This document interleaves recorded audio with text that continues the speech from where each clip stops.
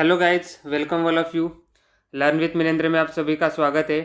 और आज मैं आपके लिए लेके आया हूँ GATE, SSC, JE, ESC, HPCL और बहुत सारे पीएसयू के लिए जो भी इम्पोर्टेंट एमसीक्यूज आते हैं उसका हम प्रिपरेशन करेंगे। शॉर्ट वीडियो बनाया है, आपको मज़ा आएगा। देखो, इसमें मैंने बहुत सारे चीज़ें कवर करने की कोशिश की है, मैकेनिकल वाइब्रेशंस की। तो पहले मैं मेरा चैनल के बारे में बता देता हूँ आपको। सो मिशन आईएएस गेट 2022 के लिए मैंने जो भी ये चैनल ओपन किया है इसके बारे में बताता हूँ। मेरे चैनल का नाम मिनेंद्र सुर्वे। और आपको अगर व्हाट्सएप ग्रुप में अगर ज्वाइन करना है, डाउट सॉल्विंग ग्रुप है, वहाँ पे आप बहुत सारे क्वेश्चंस पूछ सकते हो। आपको वहाँ पे सारे डाउट्स क्लियर होंगे। तो इस वीडियो के डिस्क्रिप्शन बॉक्स में आपको लिंक मिल जाएगा, आप हमें वहाँ पे ज्वाइन कर सकते हो। तो शुरू करते हैं आज का video. This is my personal information. Okay, this is my personal information. I'm working as assistant professor, pursuing PhD, and my MTech score is 87%. I have also qualified PET exam, and in this channel more than 92 videos are uploaded. So you can watch my videos and share with your friends also. Okay, so let's start the question number 1. If a damping factor in a vibrating system is unity, then the system will be have no vibrations, be highly damped, be under damped, be critically damped. This question is from IAS 1996. सो अगर आपका system में क्या दिया हुआ है, damping factor अगर unity है तो वो हो जाता है critically damp. Okay, critically damp is nothing but damping factor is equal to 1। अगर damping factor is greater than 1 रहता है, अगर हमारा damping factor is greater than 1 रहता है तो वो बन जाएगा ओवर डैम्प। ओके, और ये अगर लेस देन 1 रहता है तो वो ये बनता है अंडर डैम्प। ये आपको समझ में आना चाहिए। 3 केसेस से इक्वल टू रहेगा, damping factor is equal to 1 unity के बराबर है तो वो बनेगा it is critically damp. So this is your answer. Okay, next question. तो सेकंड क्वेश्चन में देखो कि क्या दिया हुआ है। The figure shows a critically damped spring mass system undergoing a single degree of freedom vibrations if mass is equal to 5 kg, k is equal to 20 Newton पर sorry के का value newton, yes definitely newton पर meter. The value of viscous damping coefficient is, 4 options are frame. क्या बोला है कि viscous damping coefficient निकालना है। तो विस्कस डैम्पिंग कोएफिशिएंट के लिए हमें क्या फॉर्मूला है, 2 × m × ओमेगा एन। और ओमेगा एन को हम क्या लिख सकते हैं, omega n nothing but √k/m। Okay, तो ओमेगा एन के लिए हम k/m लिख सकते हैं। This is your formula for what, critical damping coefficient के लिए twice m × omega n. So omega n is nothing but √k/m। तो k का वैल्यू आपको दिया है 20 और m का वैल्यू दिया है 5। तो वो पुट करके आपको आंसर डायरेक्टली मिलेगा 20 newton second per metre. That is value of damping coefficient in newton second metre, that is 20। So option B correct आएगा। आप सॉल्व करके देख सकते हो। और नेक्स्ट क्वेश्चन की तरफ जाएंगे हम। बहुत ही बढ़िया क्वेश्चन था। तो चलो नेक्स्ट क्वेश्चन में क्या दिया है देखो। The given figure shows vibrations of a mass m isolated by means of spring and damper if an external force F is equal to a sin omega t acts on the mass and the damper is not used, then अगर damper नहीं use कर रहे मतलब वो क्या होगा, आपका damper नहीं है, दैट इज नथिंग बट सी का वैल्यू आपका 0 आएगा। ओके, सो ये केस बनेगा आपका पैरेलल केस है। पैरेलल केस में क्या होता है कि ये स्प्रिंग और ये स्प्रिंग दोनों क्या हुआ है, पैरेलल अरेंजमेंट है। तो इसका कोएफिशिएंट स्टिफनेस, इक्वालेंट स्टिफनेस आपका क्या बनेगा, के इक्वालेंट आपका डायरेक्टली बनेगा K1 + K2। ओके, तो K1 + K2 दोनों को ऐड करेंगे तो ये K/2 तो टोटल आपका K बनेगा, के इक्वालेंट। और हमें क्या चाहिए, हमें चाहिए, यहाँ पे क्या पूछा है, यहाँ पे उन्होंने क्या पूछा है, by means of spring damper if an external force acts on mass and damper is not used then. Okay, यहाँ पे उन्होंने पूछा है ओमेगा, पूछा है ओमेगा का वैल्यू हमें √k/m मिलेगा। तो √k/m, के का वैल्यू k है और m का भी वैल्यू m ही रहेगा। तो यहाँ पे ऑप्शन ए मैच कर रहा है देखो, √k/m तो डायरेक्टली मैचिंग कर रहा है। अगर ये सीरीज में होता तो आपका 1/k इक्वलेंट करके निकलना होता, 1/k equivalent is equal to 1/k1 plus 1/k2। तो ये आपको बात ध्यान में रखनी है। सीरीज पैरेलल कॉम्बिनेशन में क्या होता है, पैरेलल कॉम्बिनेशन में तो स्टिफनेसेस ऐड हो जाती है। और ये क्वेश्चन IAS 1999 में पूछा जा चुका है। तो सेकेंड और एक क्वेश्चन की तरफ आगे चलते हुए, तो देखो ये क्वेश्चन गेट ने पूछा है, बहुत ही बढ़िया क्वेश्चन है। गेट 2009 में पूछा जा चुका है। An automotive engine weighing to 40 kg is supported on a 4 spring with a linear characteristic. Each of the front 2 springs have stiffnesses of 16 meganewton per meter, while stiffnesses of each rear spring is 32 meganewton meter. The engine speed in RPM at which a resonance is likely to occur is. तो यहाँ पे उन्होंने क्या पूछा है, engine speed in RPM at which resonance is likely to occur. So अगर stiffnesses के बारे में यहाँ पे हम क्या निकाल सकते हैं, तो देखो कि स्टिफनेस हमें चाहिए, तो इक्वालेंट स्टिफनेस अगर निकलना है, इक्वालेंट स्टिफनेस, तो इक्वालेंट स्टिफनेस निकालने की कोशिश करते। आई थिंक यहाँ पे इक्वालेंट स्टिफनेस ही पूछा है, ये पूछा नहीं है आपको, ये जो आगे वाला है ये अलग सेशन है। तो इक्वालेंट स्टिफनेस कैलकुलेट करने की कोशिश करो। तो इक्वालेंट स्टिफनेस क्या बनेगा, सभी स्प्रिंग्स पैरेलल पोजीशन में आ जाएगा। ओके, स्प्रिंग 1 फ्रंट इंजन का जो भी स्प्रिंग्स लगे रहते और रियर एंड के एक्सेल के ऊपर जो स्प्रिंग लगे वो दोनों भी चारों भी पैरेलल कॉम्बिनेशन में आएंगे। तो पैरेलल कॉम्बिनेशन में क्या आएगा, आपका सारे स्टिफनेसेस का एडिशन बनेगा। और सारे स्टिफनेसेस का एडिशन आपका कैसे बनता है, K1 plus K2 plus K3 plus K4। और अगर आपको क्वेश्चन सॉल्व करना है तो ये सारे एडिशन करके फ्रीक्वेंसी भी निकाल सकते हो इन RPM। तो omega n equal to √k/m, ये पूछा है। तो पहले सेकेंड चीज़ ये पूछा है, तो आप ये निकाल सकते हो, omega n equal to √k/m से निकाल सकते हो। तो k/m से निकालो, आपको आंसर क्या मिलता है, देखो कि फ्रीक्वेंसी इस फॉर्मूले से निकाली तो आपको हर्ट्ज में मिलेगा, और √k/m से निकाली, √k/m से अगर आप निकालते हो, k/m से निकालते हो तो आपको रेडियंस पर सेकेंड में मिलेगा। तो आपको omega is equal to 2πn/60 से फाइनली आंसर मिल जाएगा। तो यहाँ पे आंसर दिया हुआ है ए। आप लोग चेक कर सकते हो, अगर किसी को डाउट आ रहा है तो आप कमेंट बॉक्स में कमेंट करके मुझसे पूछ सकते हो। और ये क्वेश्चन आप कर सकते हो, इजी क्वेश्चन है। क्वेश्चन फिफ्थ में क्या पूछा है, देखो, critical speed of a shaft with a disc is supported in between is equal to a natural frequency of a system is. So critical speed of a shaft with a disc supported in between is equal to the natural frequency of a system in. कब होता है, transverse vibration में, torsional vibration में, longitudinal vibration में। Longitudinal vibration provided with a shaft is vertical. IAS 1993 में पूछा जा चुका है ये क्वेश्चन। और critical speed of a shaft with disc supported in between is equal to natural frequency. ये तभी होगा जब आपका ये ट्रांसवर्स वाइब्रेशंस का केस रहेगा। यस, तो आंसर आपका ये आएगा, ट्रांसवर्स वाइब्रेशन में ही पॉसिबल है कि आपका critical speed of a shaft with a disc supported in between is equal to your natural frequency. Okay, so answer is A, option A is match कर रहा है यहाँ पे। क्वेश्चन 6 में देखो क्या पूछा है, rotating shafts tends of vibrate violently at whirling speed because. Okay, तो rotating shaft tends to vibrate at violently at whirling speed because क्यों ये होता है, तो 3-4 केसेस यहाँ पे दिखाई दे रहे हैं कि इसमें से करेक्ट आंसर देखो क्या है। IAS 1993 में पूछा है, the shafts are rotating at very high speeds, bearing centre line coincides with the shaft axis, the system is unbalance, resonance is caused due to a heavy weight of the rotor. So whirling speed is concept is related to your resonance. तो सबसे पहले आपके दिमाग में ये आना चाहिए कि whirling of speed is related to a resonance. तो पहला तो मुझे दिखाई दे रहा है shafts are rotating at very high speed, no ये तो गलत है। Bearing centre line coincide with the shaft axis, ये भी नहीं हो सकता। द सिस्टम इज अनबैलेंस, ये तो नहीं है।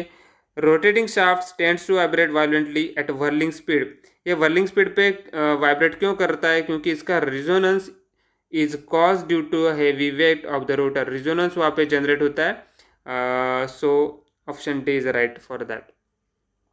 सो नेक्स्ट क्वेश्चन की तरफ चलो।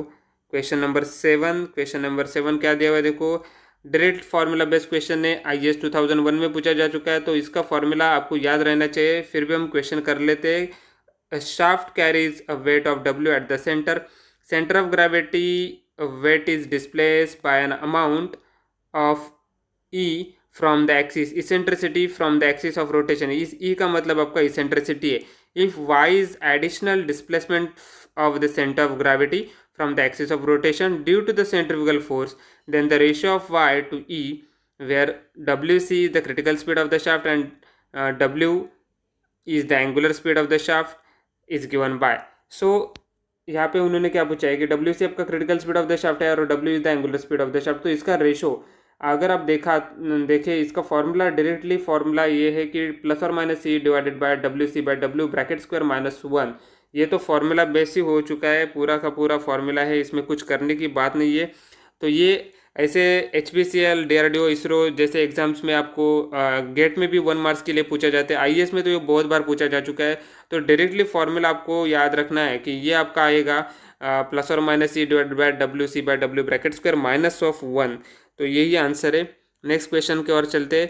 तो रिपीटेशन भी होता है, IAS में भी होता है और गेट में भी होता है। तो आप ये प्रीवियस ईयर्स बहुत इंपॉर्टेंट है, इसीलिए प्रीवियस ईयर क्वेश्चंस करना ज़्यादा इंपॉर्टेंस रहता है किसी भी अगर आप PSU के लिए टारगेट कर रहे हो या फिर गेट IAS के लिए टारगेट कर रहे हो तो चलो नेक्स्ट क्वेश्चन की तरफ चलते हैं। और ये जो क्वेश्चन है ये मैं आपको बताऊंगा, बहुत बार क्वेश्चन रिपीट हो चुका है, इससे पहले भी ये बहुत बार रिपीट हो चुका है। देखो, the critical speed of a shaft is affected by the following 4 options.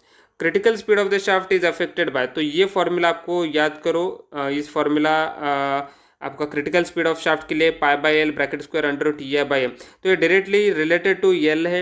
एक तो बात बोल लेंगे कि इन्वर्सली प्रोपोर्शनल टू L हो जाएगा और डायरेक्टली प्रोपोर्शनल टू I हो जाएगा। तो ये दोनों चीज़ critical speed of the shaft दोनों चीज़ के ऊपर डिपेंड करता है। तो L होता है आपका स्पैन। तो देखो, diameter and eccentricity of the shaft. तो डायमीटर को तो ये आई पे डिपेंड है, यानी कि ये डायमीटर पे ऊपर डिपेंड करेगा। इसका मोमेंट ऑफ इनर्शिया बनेगा π/64 d⁴। तो डायमीटर पे डिपेंड करता है, लेकिन इसेंट्रिसिटी डायमीटर पे तो डिपेंड करता है, लेकिन इसेंट्रिसिटी पे डिपेंड नहीं करता। इस फॉर्मूले में कहीं भी तो इसेंट्रिसिटी नहीं दिखाई दे रही है। Span and the eccentricity of the shaft, तो ऑप्शन ए नहीं आएगा। Span and eccentricity of the shaft, अभी बोला इसेंट्रिसिटी पे डिपेंड नहीं करता, तो ये भी नहीं आएगा, लेकिन स्पैन पे डिपेंड करता है, because this is your span. Okay, length को ही स्पैन बोला जाता है। उसके बाद diameter and span of the shaft, तो डायमीटर पे डिपेंड करता है और स्पैन पे भी डिपेंड करता है। तो सी ऑप्शन इज करेक्ट। यहाँ पे डी ऑप्शन में स्पैन ऑफ द शाफ्ट ही दिया है। तो यहाँ पे दोनों होना चाहिए कि स्पैन पे भी डिपेंड करता है और आपके डायमीटर पे भी डिपेंड करता है। तो C is the correct for that. Okay, सबसे इम्पोर्टेंट ये फार्मूला याद रखना है और प्रीवियस में जो ये फार्मूला मैंने दिया है ये याद रखना है, क्योंकि ये रिपीटेशन आएगा, ज़रूर आएगा। देखो, बहुत सारे PSU में आता है और ये इम्पोर्टेंट है। मैंने अभी बोला है कि इम्पोर्टेंट क्यों है इसका। अभी यहाँ पे एक क्वेश्चन बना है 1994 IAS में, असर्शन और रीजन दिया है। तो पहले असर्शन पढ़ेंगे। देखो, ए क्या दिया है, every rotating shaft has whirling speed. Reason, eccentricity of rotors on a rotating shaft is unavoidable. Eccentricity of rotors on a rotating shaft is unavailable. तो इसेंट्रिसिटी के बारे में बोल रहे हैं सेकंड रीजन में, और ऊपर क्या बात कर रहा है कि every rotating shaft has whirling speed के बारे में बात कर रहा है। तो देखो, both A and R are individual true, both A and R are individual true, but R is the correct explanation of A। तो यहाँ पे देखो कौन सा ऑप्शन मैच करेगा। तो पहले देखना है कि इस क्वेश्चन में ऊपर क्या बात कर रहा है, every rotating shaft has whirling speed, तो व्हर्लिंग स्पीड के बारे में बता रहा है यहाँ पे। और बाद में क्या बता रहा है कि रीजन में तो व्हर्लिंग स्पीड के बारे में नहीं बता रहा है, वो रीजन क्या बता रहा है, eccentricity of rotor on rotating shaft is unavailable. तो यहाँ पे इसेंट्रिसिटी के बारे में बात हो रही है और ऊपर व्हर्लिंग ऑफ स्पीड के बारे में बात हो रही है। तो both A and R individually true and R is the correct explanation of A. तो बात नहीं हो सकती, क्योंकि मेरा ऑप्शन ए भी सही है और बी भी सही है, दोनों बात करेक्ट हो रही है, लेकिन रीजन थोड़ा अलग लग रहा है, क्योंकि व्हर्लिंग ऑफ स्पीड के ऊपर बात हो रही है और नीचे इसेंट्रिसिटी के बारे में बोला जा रहा है। तो हम बोल सकते हैं कि both A and R are individual true, but R is not correct explanation of A. तो option B is the correct for that. Okay, option B correct आ जाएगा। Every rotating shaft has whirling speed बराबर है, और उस eccentricity of rotors on rotating shaft is unavoidable, ये भी सही है, लेकिन करेक्ट एक्सप्लेनेशन नहीं हो सकता है, क्योंकि मैंने बोला है कि आपको यही देखना है कि दोनों बारे में, दोनों सेंटेंस में कि आप क्या देखोगे कि जो इम्पोर्टेंट से जो कीवर्ड्स है उसके बारे में देखो। अगर कीवर्ड्स मैच नहीं हो रहे तो अब आप आर बी ऑप्शन के लिए जा सकते हो। यही ट्रिक है इसमें कि कैसे सॉल्व करना है इस तरीके के क्वेश्चंस को। चलो नेक्स्ट क्वेश्चन देखते हैं। अभी अभी बोला था कि मैंने फर्लिंग ऑफ स्पीड के क्वेश्चंस रिपीट होते हैं, तो देखते हैं कि ये रिपीटेड है या नहीं है, या फिर नया क्वेश्चन है। Whirling speed of a shaft is the speed at which shaft tends to vibrate in a longitudinal direction. Torsional vibration occurs. Shaft tends to vibrate vigorously in transverse direction. Combination of transfers and longitudinal vibration occurs. तो ये question देखो कि previously कौन से question के साथ match कर रहा है, क्योंकि rotating shaft tends to vibrate violently at a whirling speed because resonance occurs due to the heavy weight of the rotor, ये हो चुका है। और यहाँ पे भी देखो, यहाँ पे ये क्वेश्चन इसके साथ मैच कर रहा है। Critical speed of shaft with a disc supported in between is equal to the natural frequency of transverse vibration. तो critical speed concept transverse vibration में होता है। और यहाँ पे क्या दिया है देखो, वर्लिंग ऑफ स्पीड। तो क्रिटिकल स्पीड और वर्लिंग दोनों क्या होते हैं कि कोरिलेटेड कंसेप्ट है। वेट चेंज हो गया क्वेश्चन। तो ये क्वेश्चंस देखो कि कैसे कर सकते। तो यहाँ पे वर्लिंग ऑफ स्पीड डायरेक्टली आपका क्यों होगा, shaft tends to vibrate vigorously for transverse direction. Transverse direction में अगर शाफ्ट वाइब्रेट हो जाएगा तब हम बोल सकते हैं whirling of speed. Whirling of the shaft, whirling speed of shaft is the speed at which, ये तो डेफिनेशन बेस्ड क्वेश्चन बना, पूरा डेफिनेशन है। Whirling speed of the shaft is the speed at which shaft tends to vibrate vigorously in transverse direction. ये transverse direction में ही possible है। IAS 2002 में आ चुका हुआ क्वेश्चन, और बहुत बार रिपीट भी हुआ है। तो चलो, तो रिपीटिशंस ऑफ क्वेश्चंस मैंने लिए है, इसमें कवर किया है। Consider the following statements, the critical speed of the shaft is affected by, अभी अभी क्वेश्चन हो चुका है। Question number 7 I think it is a question number 7 में ही किया है हमने, no 8। Critical speed of the shaft is affected by, अभी अभी हो चुका था। देखो क्या था answer, span, diameter and span पे डिपेंड करता है, जैसे कि लेंथ और आई पे डिपेंड करता है। तो यहाँ पे देखो, और ये कब आया है देखो, मैं आपको यहाँ पे प्रूफ के साथ बता रहा हूँ।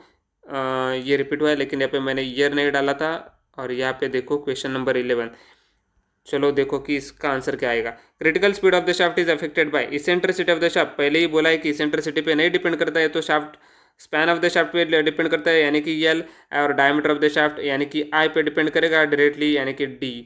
तो ऑप्शन नंबर क्या आएगा, यहाँ पे देखो 2 and 3 आर करेक्ट।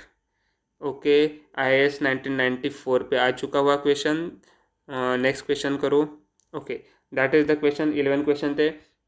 अगर आपको ये सीरीज़ अच्छी लगी है और इस तरीके के बहुत सारे क्वेश्चंस आपको चाहिए, तो आप इस चैनल के ऊपर जाओ, मिनेंद्र सुर्वे सर्च करो, वहाँ पे आप जाकर बहुत सारे वीडियोस प्रीवियसली अपलोडेड है गेट और IAS के दोनों के, और बहुत सारे अच्छे अच्छे क्वेश्चंस लेके आया हूँ। तो आप जाकर वहाँ पे सब्सक्राइब कर देना चैनल। अगर आपको कुछ भी डाउट सॉल्विंग, बहुत सारे डाउट्स आते हैं, तो आप हमारे साथ कांटेक्ट कर सकते हो। व्हाट्सएप ग्रुप पे हमें आप मैसेज कर सकते हो, और व्हाट्सएप ग्रुप को ज्वाइन कर सकते हो। व्हाट्सएप ग्रुप का लिंक मैंने डिस्क्रिप्शन बॉक्स में दिया है। और अगर आपको मेरा नंबर चाहिए तो इस नंबर पे आप मुझे मैसेज करो, 9665836981। This is my WhatsApp number, आप डायरेक्टली मुझे मैसेज कर सकते हो और किसी भी डाउट के लिए। So thank you very much for watching my channel, and just do it, just do the subscribe.